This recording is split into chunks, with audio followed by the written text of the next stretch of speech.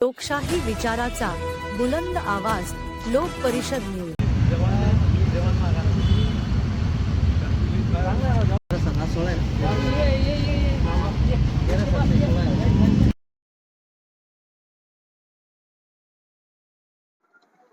आमच्या प्रमुख मागण्या आहे की सिल्लोड नगर परिषदने जे राम रहीम कॉम्प्लेक्स जे काम सुरू केलेले ते आमचं म्हणणं आहे की ते इल्लीगल आहे, बेकायदेशीर आहे आणि ते नियमानुसार नाही।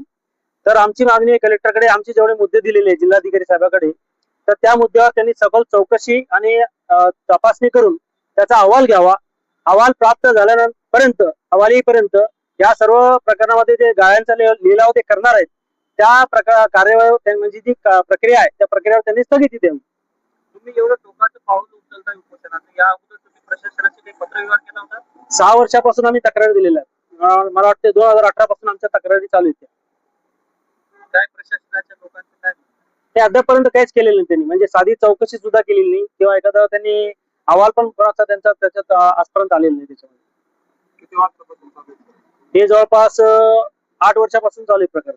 हे व्यापारी संकुल कोणाचे आहेत? हे नगरपालिकेचं आहे। नगरपालिकेची ज्या जागेवर बनवते त्या जागेवर पार्किंगचं आरक्षण आहे, म्हणजे पार्किंगच्या जागेवर ते व्यापारी संकुल बनवू लागले। व्यापाऱ्यांचा याला विरोध आहे? व्यापाऱ्यांना ह्या गोष्टी माहितीच नाही ना, कारण स्थानिक जे नागरिक असतात त्यांना ह्या गोष्टीची माहिती नसते। आता आम्ही ती माहिती सगळ्या आरटीआयच्या माध्यमातून ती माहिती काढली आणि तक्रारी दाखल केल्या। आणि आमचा असा आरोप आहे की या चुकीच्या ठिकाणी म्हणजे पार्किंगच्या जागेवर बांधकाम केलेलं आहे आणि जे MRTP ऍक्ट आहे, UDCPR आहे, तसंच आता प्रचलित जो कायदा आहे आता SSR, या कोणत्याही तरतुदीचं नियमाचं त्यांनी पालन केलेलं नाही। या अगोदरही काही आंदोलन केलेलं आहे का आपण? हा, जवळपास आम्ही कंटिन्यू म्हणजे आता मागच्या 2022 पर्यंत आमचे आंदोलन होते। आता मागच्या 2 वर्षात आम्ही काही आंदोलन केलेलं नाही। आता आझाद मैदानाला मागच्या वर्षी 2025 ला आमचं मोठं आंदोलन झालं आणि त्यामध्ये सुद्धा हा मुद्दा घेतलेला आहे। आता जे विरोधी पक्षामध्ये जे नगरसेवक निवडून आलेत त्या सगळ्यांना आम्ही तक्रारी दिलेल्या आहेत। त्याच्यामध्ये आता जे गट नेता आहेत कमलेश कटारिया भाजपचे, ते आता कलेक्टर साहेबांकडे भेटायला गेलेत आता या विषयावर।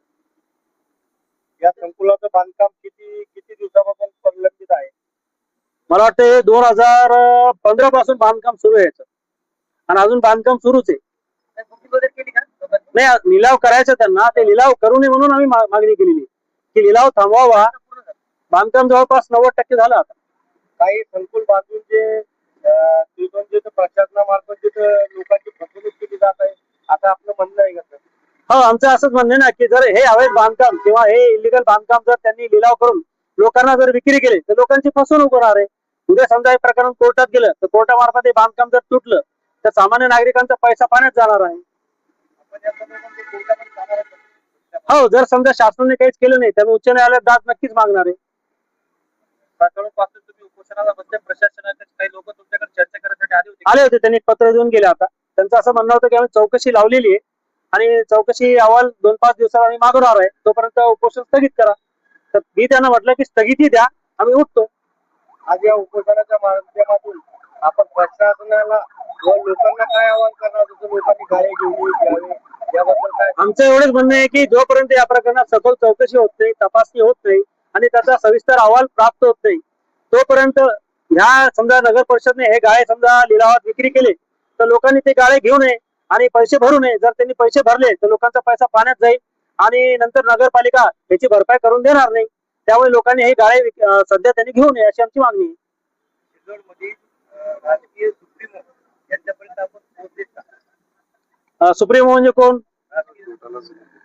तो घोटाळेबाज, तो एक जमीन चोर आहे साहेब। कशाचा सुप्रीम होतो? लोकांच्या जमिनी डापतो। आता इथं 2 जण बसलेले आहेत, या लोकांची जमीन डापलेली आहे त्यांनी। याची 47 गुंठे जमीन डापली, याची 2.25 एकर डापली। हा जमीन चोर आहे, कशाचा सुप्रीम होतो? आपल्या मागणं जर मान्य नाही झालं तर पुढचं पाऊल का? पुढचं पाऊल आम्ही हायकोर्टात दाद मागणार आणि लोकायुक्तकडे तक्रार दाखल करून दाद मागणार तिथे सुद्धा। आपलं नाव? महेश शंकर पेल्ली, सामाजिक कार्यकर्ता सिल्लोड।